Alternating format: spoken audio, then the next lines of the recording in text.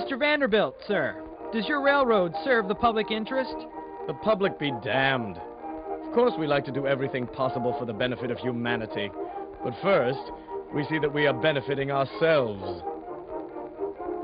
With as much passion as they fought urban bosses, muckrakers also attacked the nation's great corporations, or trusts. Now, if you have a trust, that is a large business working in one sector of the economy, and if you control enough of that economy, then you can raise prices.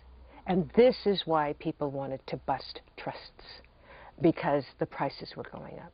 And one way to do that was to break up those big companies. Ida Tarbell's expose of the Standard Oil Company showed how its president, John D. Rockefeller, gobbled up smaller companies. Other muckrakers focused on the company's mistreatment of workers, especially children. Crouched over the chutes, the boys sit, hour after hour. Most of them become deformed and bent back, like old men. Cut, broken, or crushed fingers are common. John Spargo, 1906. Upton Sinclair published a novel called The Jungle. Set in the gritty meat-packing yards of Chicago, it exposed the gruesome filth within one of the United States' fastest-growing industries. Meat was on the floor in the dirt and sawdust where the workers had tramped and spit. Thousands of rats would race about on it. The packers would put poisoned bread out for them, and then rats, bread, and meat would go into the hoppers together. Like urban bosses, the reformers said, these companies put private profit over public good. In the late 19th and early 20th century, large numbers of workers were not unionized, did not have representation, could not bargain with their employers.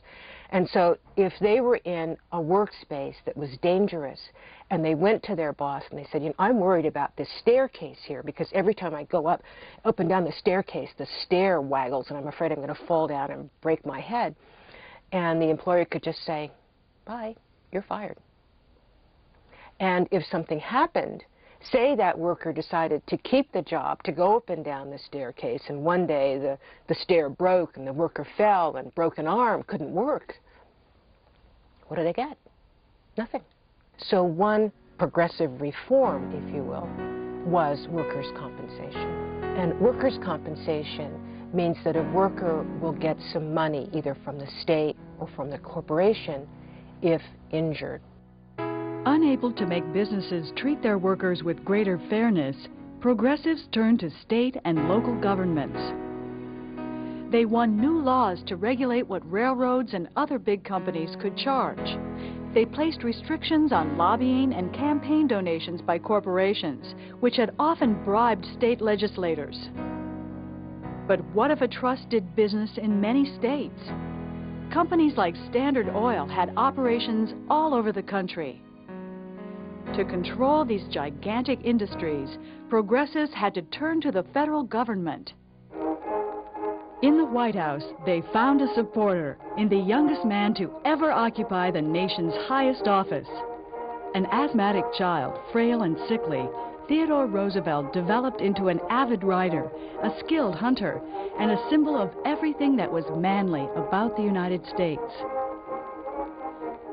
He wore a tall black hat, and he strode along with the physical power of a landslide.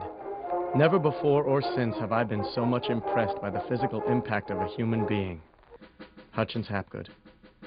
As president, Roosevelt boasted that he would bust America's trusts, but Teddy's trust busting was more talk than action.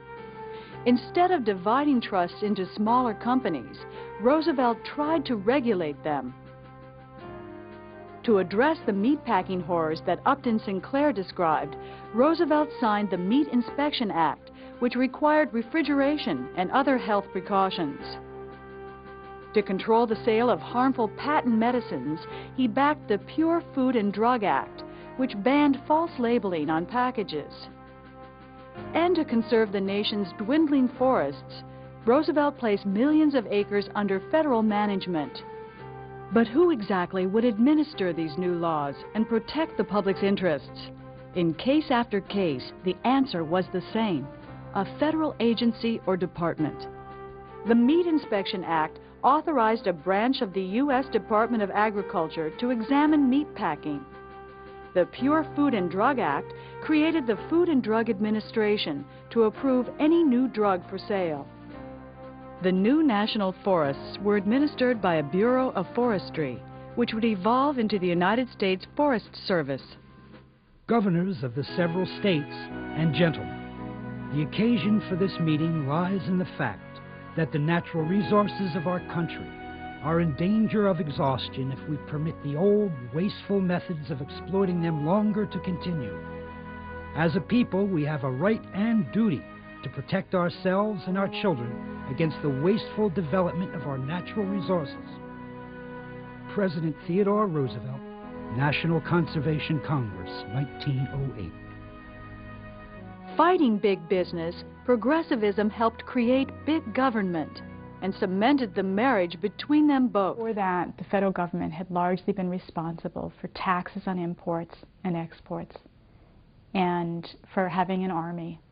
It had not been responsible for making sure that if people got hurt on the job, that they could get some kind of care.